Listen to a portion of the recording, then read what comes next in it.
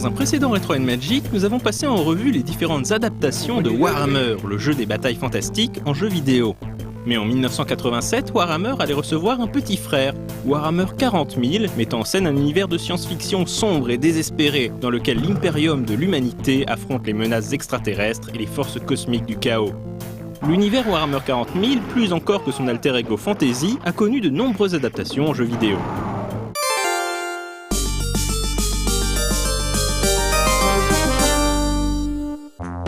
Space Crusade est souvent considéré comme l'équivalent d'HeroQuest dans l'univers de Warhammer 40 000. C'est donc sans surprise que Gremlin Interactive en tire un jeu vidéo dès 1992. On y prend le contrôle d'une escouade de Space Marines chargée de nettoyer les coursives d'un vaisseau envahi de Xeno. Il s'agit d'un jeu de combat tactique au tour par tour, basique mais efficace.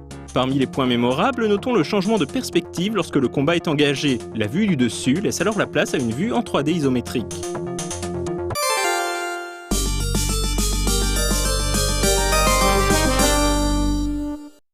L'année suivante, c'est Electronic Arts qui se charge d'adapter un autre célèbre spin-off du wargame futuriste de Games Workshop, Space Hulk. Il est à nouveau question de diriger une escouade de Space Marines et d'affronter des extraterrestres vicieux, mais l'ambiance et le style de gameplay sont cette fois-ci totalement différents. Le jeu prend place à bord de Space Hulks, de gigantesques épaves de vaisseaux dérivant dans l'espace, dont les entrailles se trouvent infestées de Gene Stealers, des aliens peu ragoûtants qui semblent de lointains cousins du xénomorphe de H.R. Giger.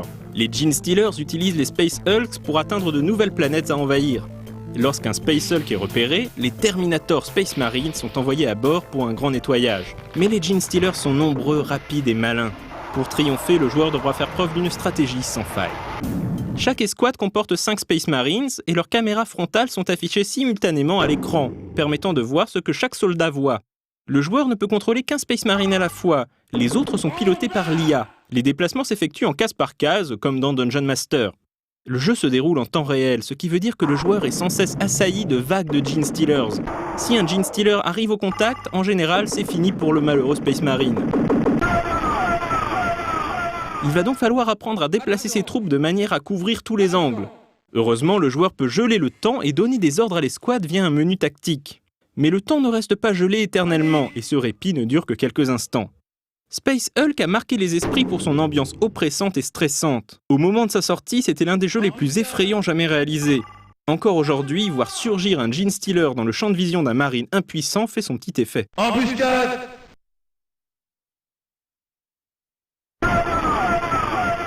Space Hulk proposait de jouer au scénario du jeu de plateau ou bien de prendre part à une campagne mettant en scène le chapitre Deathwing. La campagne avait une dimension RPG puisqu'il fallait gérer l'équipement et l'expérience de ses troupes.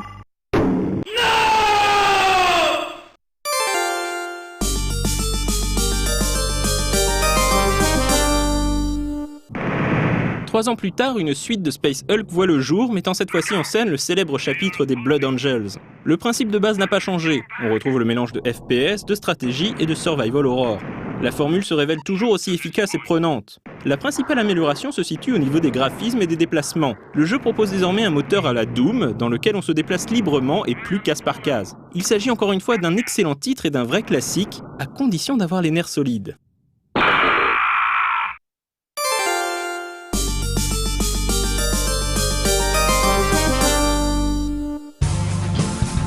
En 1997, c'est un autre spin-off de Warhammer 40 000 qui connaît les honneurs d'une adaptation en jeu vidéo, Epic 40 000.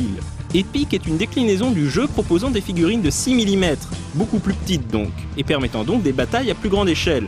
En jeu vidéo, cela donne un grand wargame au tour par tour, Final Liberation. Le jeu narre la guerre que se livrent l'Imperium et une WAG d'orques pour le contrôle de la planète Volishtat. Le scénario s'avère efficace et le jeu offre de nombreuses possibilités tactiques. Un peu intimidant de prime abord, Final Liberation est l'une des meilleures adaptations de l'univers Warhammer 40 000 en jeu vidéo. En plus, la bande-son est tout bonnement excellente.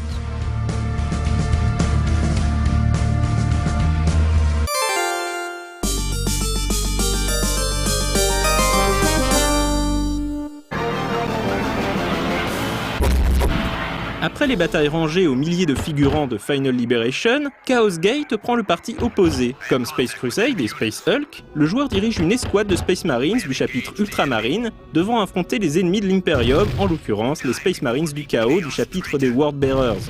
En plus de ces petits soldats, le joueur pourra également utiliser quelques véhicules histoire de pimenter les affrontements qui se déroulent au tour par tour. Chaque marine gagne des points d'expérience et peut améliorer son équipement, donnant au jeu un petit côté XCOM, la gestion de base en moins.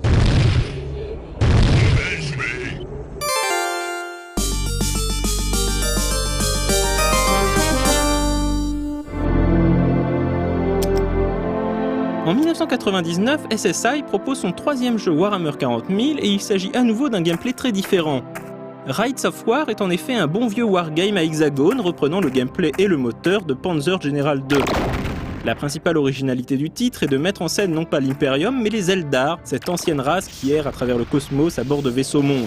Les Eldar doivent récupérer d'anciens artefacts tombés aux mains des humains et devront plus tard faire face à une invasion de tyrannides.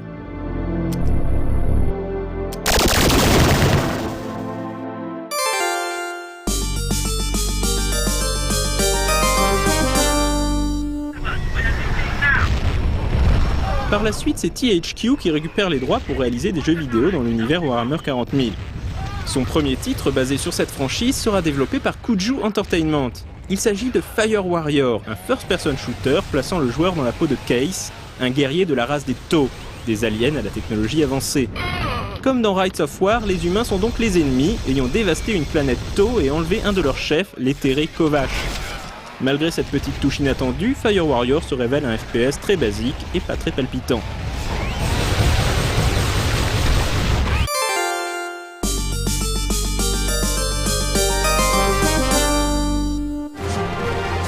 Malgré ses débuts un peu décevants, THQ s'associera à Relic Entertainment pour donner naissance l'année suivante à ce qui reste, de l'avis de l'auteur de cette rubrique, la meilleure adaptation de Warhammer 40 000 en jeu vidéo, Dawn of War.